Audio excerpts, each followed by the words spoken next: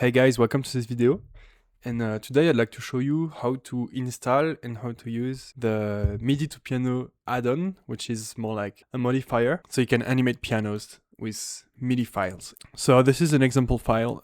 You can see that the piano is reacting to a MIDI file. I actually layered the music, and you can see that if I play, the music plays at the proper time. Okay, so how does it work? First thing you have to do is to download everything that I sent in the link in the description. I should put a link on Gumroad or Superhive or something like this. I'm sending it for free, at least I'm trying. And once you've downloaded everything, the first thing you want to do is to go to File Path here, and then you just want to place the file. So in my case, it's called MIDI to piano. In this case, it's just my folder with all the modifier assets that I want to use. And it's right here, and I just set the folder here.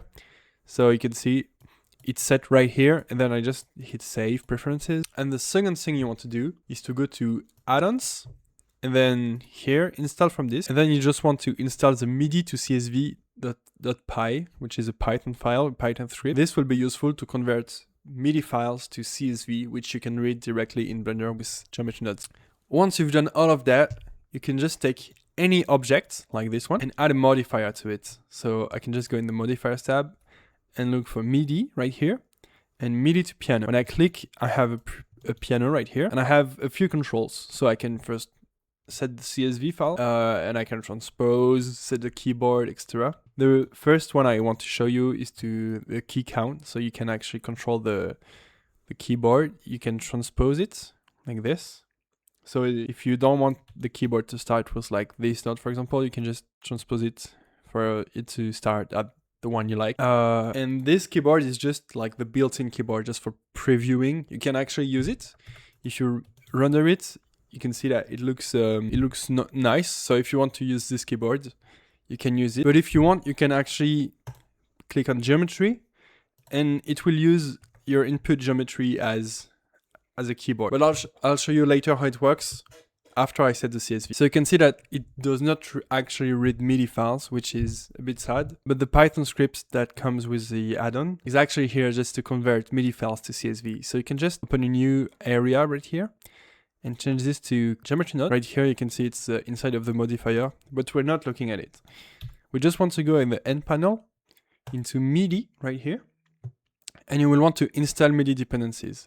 In my case, it's already installed. It's called here. And right here, I can put the MIDI file. So in my case here, I have a MIDI file which I want to convert. So I will just click on this one, hit accept, and I will hit convert MIDI to CSV.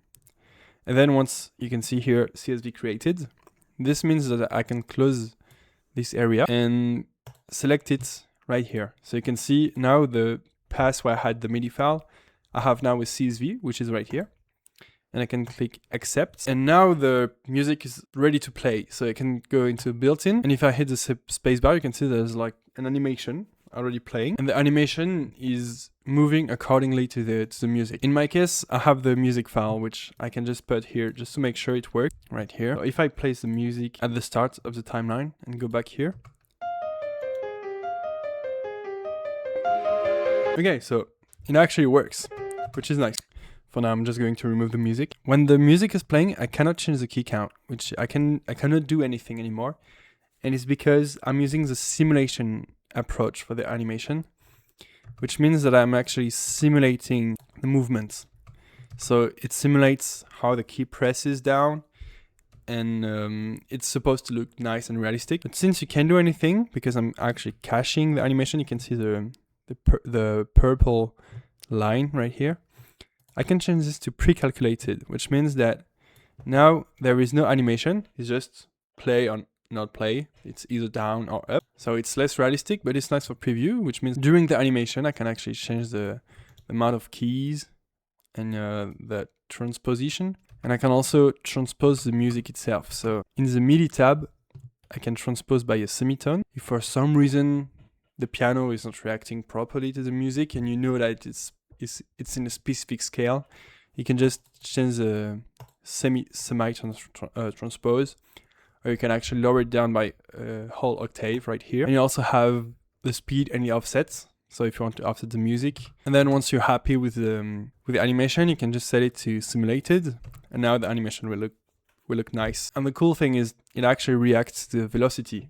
If the note is hit really hard in the MIDI file, then the animation will fall down really fast as well. Okay, that's nice, but how do I convert my own piano? Like, you have your own piano model with custom keys and stuff, and you want the animation to react to your custom piano. Okay, so I found this pretty piano on Sketchfab. It's free to download. So I can just download the model here. I usually go for GLB, and I can import the piano here, import GLTF. All right, so now I can select the keys right here and the black keys, and I want it to be one single mesh, so I can just join it like this and make sure that each key is separated by its own island. It's very important. If it's all connected, or if like you download the mesh from internet, and then you can see that if you press L to select the whole mesh island, and if it's not actually connected to the whole key, it will get broken. So it's very important that it works. But now you can see I have this key, and I can just do shift select the keyboard and then Control L, copy modifiers. I actually copied, but we want to change it to from built-in to geometry.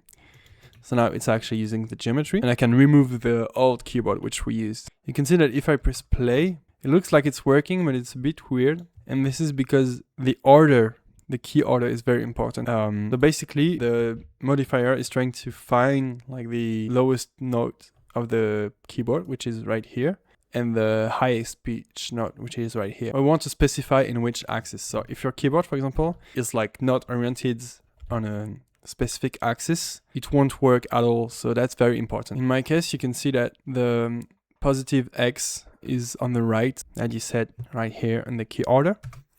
If you press play, it will actually work and it will play in the proper place. So yeah, that's nice. And that's everything you have to know about the modifier itself. But you probably want to do facey shading stuff with it. And that's why the add-on comes with a shader custom note group, which you can go here in MIDI, and you have MIDI keyboard attributes. So if you import this one and you preview what's happening. So right now I'm just on the white keys. But you can see that it will highlight the keys that are playing. It will show the key ID. And then you can also select the black keys and the white keys. So in our case, the keys are a different material, but it can be useful to some people. So what we can do, for example, a nice trick is to mix it with a emission material, like something blue or something, with, I don't know, strength of 2. And then we mix the shaders and plug the is played in here. And I can see that every key that is playing is becoming blue and bright. So actually it's not really bright. Like right here it works. And yeah, that's how it works. And I just want you guys to play with it and do fun animation. And I will probably update the files so you can do crazy animations with MIDI files and not just piano. But yeah, thank you guys for getting the file, and have a nice one.